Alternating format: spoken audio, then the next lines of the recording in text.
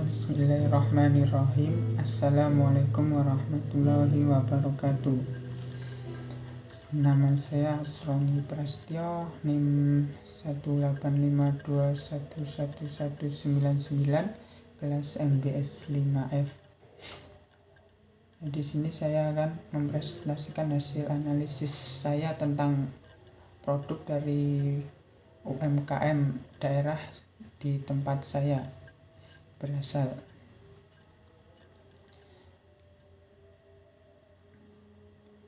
Pada kali ini saya akan mempresentasikan mengenai produksi UMKM yang ada di sekitar rumah saya, yaitu kue kacang atau roti kacang. Jadi produknya itu roti kacang yang sudah populer atau yang tidak asing lagi bagi kita semua. Nah, nama perusahaannya atau nama UMKM-nya di sini adalah Isdanar, yang bertempat di Desa Kaligawe, Kabupaten Klaten. Nah, biasanya biaya produksi membutuhkan biaya 1 juta rupiah. Nah, itu biaya produksi apa saja? Yang pertama, biaya bahan bakunya, ada biaya tepung terigu, ada telur dan kacang. Untuk biaya tepung sendiri membutuhkan biaya 500.000, sedangkan telur itu membutuhkan 300.000. Adapun biaya untuk kacang itu membutuhkan sekitar 200.000-an. Nah, di UMKM yang berada di tempat saya itu ada tenaga kerjanya, yaitu tenaga kerjanya berjumlah 1 orang pekerja yang mendapatkan gaji atau upah kurang lebih 1.500.000. Nah, di sini tidak ada biaya overhead karena tempat maupun lainnya itu dari pihak UMKM-nya sendiri. Selanjutnya, dalam kebutuhan tepung dalam 1 bulan itu sekitar 20 kilo, kebutuhan telur dalam 1 bulan 10 kilo, dan juga kebutuhan kacang dalam 1 bulan itu 5 kilo. Untuk produksi dalam 1 bulannya itu sekitar 60 toples. Harga tepung per kilonya sekitar 11.000. Lalu biaya pemesanannya adalah 10.000, dan BPP atau bahan pokok penjualan adalah 10%.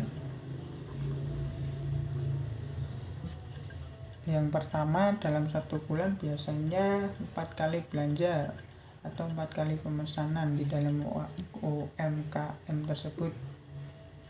Perhitungan KPI-nya adalah akar 2 kali kebutuhan umum kali BP dibagi BB kali BBP. Ya, ini menghasilkan nilai 33,015 atau 33. Selanjutnya, menghitung jumlah pesanan dalam sebulan, yaitu jumlah pesanan dalam 1 bulan. Rumus perhitungannya KU dibagi KPI. Diketahui KU di sini 60, sedangkan KPI-nya 33, dan dihasilkan angka 1,81. Selanjutnya, total biaya pemesanan per bulan. Total pemesanan selama sebulan sama dengan jumlah kali biaya pemesanan. Ya, diketahui jumlah pemesanan adalah 4. Jumlah kali pemesanan adalah 4 kali biaya pemesanan yaitu 10.000. Diketahui biayanya adalah 40.000. Selanjutnya persediaan rata-rata yang berumus KPE bagi jumlah pemesanan dalam 1 bulan. Diketahui KPE-nya adalah 33 dan biaya pemesanannya itu 4, yang dihasilkan angka 8,2. Dan selanjutnya biaya penanganan bahan baku. Rumusnya persediaan rata-rata kali biaya penanganan persediaan kali biaya bahan baku. Di sini menghasilkan angka 90,2.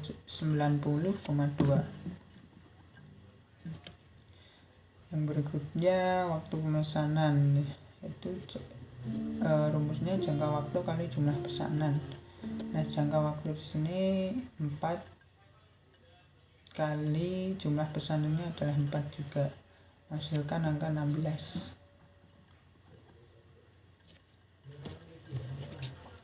Selanjutnya tabel persediaan. Ini tabel persediaannya sebagai berikut.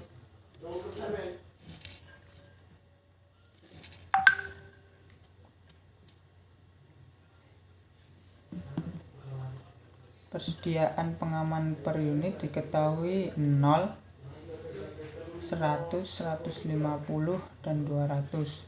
Probabilitas kekurangan persediaan di sini 50%, 30%, 10%, dan 5%. Jadi hasil kekurangan persediaan per bulan itu 30, 18, 6, dan 3. Biaya kekurangannya persediaannya 5.000, 3.000, 1.000, dan 500. Biaya penanganan persediaannya 0, 97.500, 135.000, dan 180.000. Selanjutnya jumlah biayanya diketahui 5.000, 100.500, 100.000, 136.000, 180.500. Nah, pada analisis produk di sini saya menggunakan metode pengendalian bahan baku yang menggunakan metode just in time. Nah, kenapa saya menggunakan metode just in time? Karena yang pertama bisa mencatat pembelian bahan baku selama 1 periode. Pembelian bahan baku selama Agustus yang senilai 2.640.000 dilakukan secara kredit.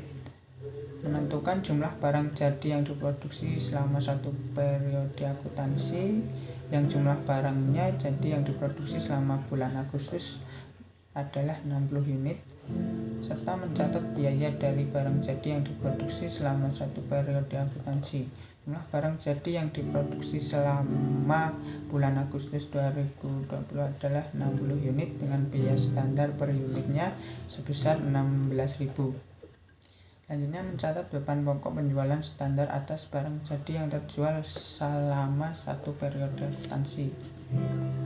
Nah, selama bulan Agustus ini barang jadi yang terjual adalah sekitar 40 unit, sehingga beban pokok penjualan adalah sebesar 640.000 yang diakumulasikan dengan 16.000 dibagi 16.000 dikali 60 unit.